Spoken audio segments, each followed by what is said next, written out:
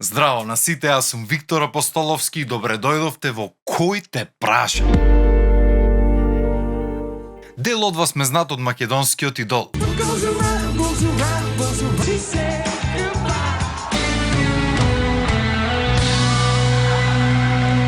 А дел од вас ме знат од новата реклама на Телеком. Да, јас сум тој што излегва сегде на секој 2 минути од секоја страна на секаде.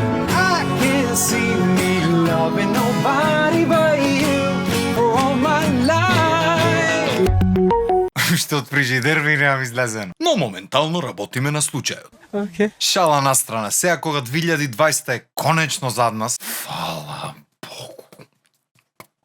Имало Господ. Сакав да си направиме еден лабав, отворен муабет за сите добри и лоши работи што ни ги донесе годината. Се лошите работи сите ги знаеме. Пред се финансиската состојба. Значи нема личност во светот што не беше погодена од ова финансиски. Се затвори еден тон мали бизниси, се избркаа многу луѓе од работа, многу од нас уметниците останавме без нашиот основен приход, а то се настаните, настапите и така натаму и така натаму. И то не е еден краток период, да речиш неколку дена, неколку недели или еден месец, два, туку цела година. Многу луѓе изгубија работа, многу луѓе изгубија прилики, многу луѓе изгубија патувања и шанси, но најтешкото од се, многу луѓе изгубија некој близок. Сите ние изгубивме некој или познаваме некој што изгуби битката со короната, така што во овие претешки времења испраќам сочувство до сите фамилии што изгубија некој близок. Па за приликите јас што ги изгубив годинава, ич да не зборам. Добра, ако никој не ме прашва, си кажам. Значи од 4 април до крајот на летото, тоест до средината на септември, јас требаше да бидам низ Европа. На 4.4 летав за Барселона, таму имав свирки до 16.4, на 17.4 летав за Берлин, а во Берлин, верувале или не, бев примен на германски The Voice. Значи требаше да настапам на Blind Auditions на германски The Voice.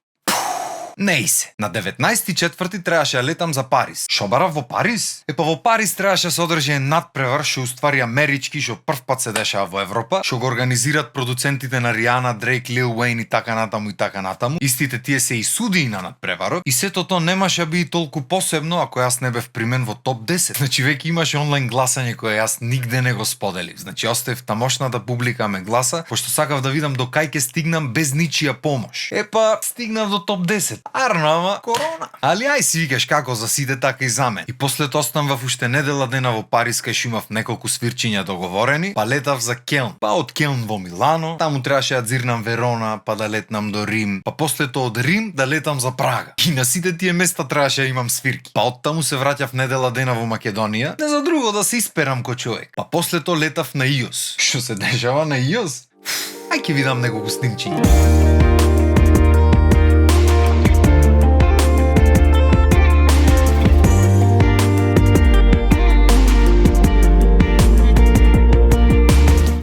Иос ти е рај. Свирчиња, журчиња, настапчиња, плажа, жени, мени, теби. Ај што сакаш брат, убајна. И таму требаше да бидам цело лето. Арно, ама короната ми рече седи дома, пукни. Али нема везе, како за сите така и за мене, сите ни изгубивме многу периодов. Арно, ама и научивме многу. И баш заради тоа сакав да снимам видеото за малце да збораме што се научивме од 2020. Сега што научивте вие не знам, то можете да ми опишите во коментари. Исто така може да ми пишете за што би сакале да зборам во иднина. И ко сте веќе таму, удрете на сабскрајбче, лајкче, нешто, коментарче, што билове да се дешава нешто. Сом не мора, чисто ако сакаш, да не е наметнато. Сега, првото нешто што го научивме или што би требало да го научиме изминатиот период е дека не треба да го земаме животот здраво за готово. Значи, денес сме тука, утре не сме. И то не мора да е од короната, то може да е од било што. Не дај Боже, се дешава. Така што живеј го животот онака како ти што сакаш. Затоа не значи дека треба да излезеш и лом да се направи. Не дека ти треба повод, туку ај. Туку значи дека треба да го пронајдиш тоа што ти сакаш да го правиш во животот и да почнеш да го правиш. Значи твојата среќа иди само од тебе. Никој друг не е задолжен за твојата среќа. Никој друг не го интересираш бе брат. Значи ако мислиш дека некој друг треба да те направи среќен, си се заебал. Ти си единствената личност што може да те направи среќен. А најлесен начин за да почнеш да бидеш среќен во животот е да почнеш да правиш нешто што сакаш. Без разлика колку е тешко, без разлика колку не ти се исплаќа, без разлика колку ти велат дека не треба да го правиш тоа. Никој не ќе да те види нарнове, брат. Почни да го правиш тоа што го сакаш. Не чекај Петко, Трајко или Митра ти кажат дека те бива. Од кај знаат тие дали те бива? Тие ти кажуват нивно мислење. Не значи дека е така. Второто нешто што сите го свативме периодот е колку ја сакаме слобода. Значи прво ги затворија граници, па ги затворија кафичите, па нас не затворија дома. Маски, па ова, па она. И ти едно време седиш дома затворен, заробен од сите страни си викаш: "По, колку ми бил убав животот претходно." Значи не е битно дали имаш 1 денар или милион. Сите бевме затворени дома. И сега на некој ќе лијата 2 квадрати, на некој 200, ма сите осетивме како е да си притвор. И ти да, убаво е да имаш милиони, ама ако си дома затворен и ако не можеш ништо да купиш со нив, зашто ти се? И ако дотоаш не ти било јасно, во такви моменти сваќаш дека животот го прат малите работи, ситниците, ствари што во нормални услови уопште не би ги ни помислил човеч. Значи кој би рекол дека ни еден музичар нема да има ни една свирка цела година? И тогаш кога ништо не можеш, почнува се да ти фали. Паркови, продавници, кафичи, клубови, патувања, гостувања, дури ствари што никогаш си ги неќел. Луѓе како луѓе ги забораваме овие основните работи. И затоа сум до негде и малку благодарен на периодов, пошто од сите шамари што ни ги врза можеме да поднаучиме нешто. Сум да не се сватиме погрешно, никогаш да не се повтори. Али како вечен оптимист пробвам да извам добрата страна од приказнава. Третото нешто што не научи периодов е адаптација. Значи никој никогаш не би помислил дека ова нешто ќе се деси човеч. И голем дел од нас моравме да бараме некои нови начини.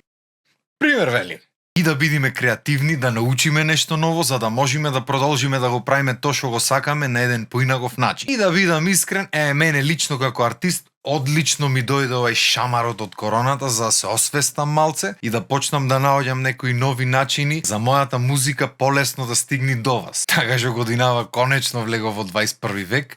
И конечно мојата музика, освен на YouTube, можете да ја најдете на сите други платформи. Кој сака може слободно дојде да си дзирне. Значи сите ние, особено слободните уметници, добивме доволно време и доволно простор конечно да се изразиме креативно така како што сакаме. Значи прво има време да снимам цел албум кој ќе го вадам песна по песна понатаму. Тоа го завршив уште во мај. И од кој веќе излегоа неколку песни како Ме знаат, Срца камени и Пеперутки. Друго, конечно имав време да посветам на моето студио и да почнам со реновирање. И сега малце тешко оди, пошто короната ми ги секна сите капки финансиски што капеа од по некоја страна. Моментално сме до вецето, што уствари најбитно, и кога се заврши тоа после лесно правиме. Трето, конечно имав време да се спремам за еден фестивал како што е Макфест, како што треба, со кореографи, со сите марифети. И сето тоа беше наградено со награда за најдобар сценски настап. Четврто, конечно после многу долго време повторно добив шанса да глумам и како што веќе знаете толку добро одглумив што не можам да се гледам. Резултатот го има насекаде. И сега дали ви се бендиса не знам, ама слободно пишете мислење во коментар, ќе ги прочитам сите ветува. И што е уште побитно, не застанваме тука. Како што гледате, адаптацијата продолжува. Денес живееме во едни нови времиња што носат нови предизвици, нови начини на комуницирање со публиката, така што конечно можам да ви најавам дека од денес ви спремам влогчиња секоја недела, имам спремни 3 различни емисии, нема да ви ги откријам, ама можам да ви потврдам дека ќе ви многу интересно, ќе има многу смеа, ќе се потрудам да ве расположам во овие глупи времиња и се надевам дека ќе си поминуваме убаво. Четврто, конечно успеавме да си ја видиме фамилијата Раја. Многу од нас немаја капка време и тоа е нормално за еден млад човек во едно прогресивно општество. Ама затоа периодов сите се вративме дома, сите имавме време да посветиме на фамилијата, сите имавме време да си посветиме себе си, да се спознајме малце подобро, да размислиме раат за некои работи, да сватиме некои работи и едноставно се спремиме психички за тоа што ни предстои. Сега знам дека има многу луѓе што баш со тоа имаат проблем. Во последно се повеќе слушам зборови како депресија, анксиозност и така натаму. Стварно ми е криво. Не знам како би можел јас да поможам, меѓутоа ако можам некако, ако на некој му треба муавет да се искажи, да се олаба или шо и да е, слободно пишете ми. Ако ништо друго, ќе ве слушам. Има уште еден тон работи што треба да се кажат, ама доста е веќе, довде ми од зборање за 2020. Ја испративме и уште еднаш никогаш поќе не се повтори. А ние се дружиме 2021 со многу новитети, многу позитива, радост, среќа, љубов и само убајни. Поздрав, среќна нова и среќни празници.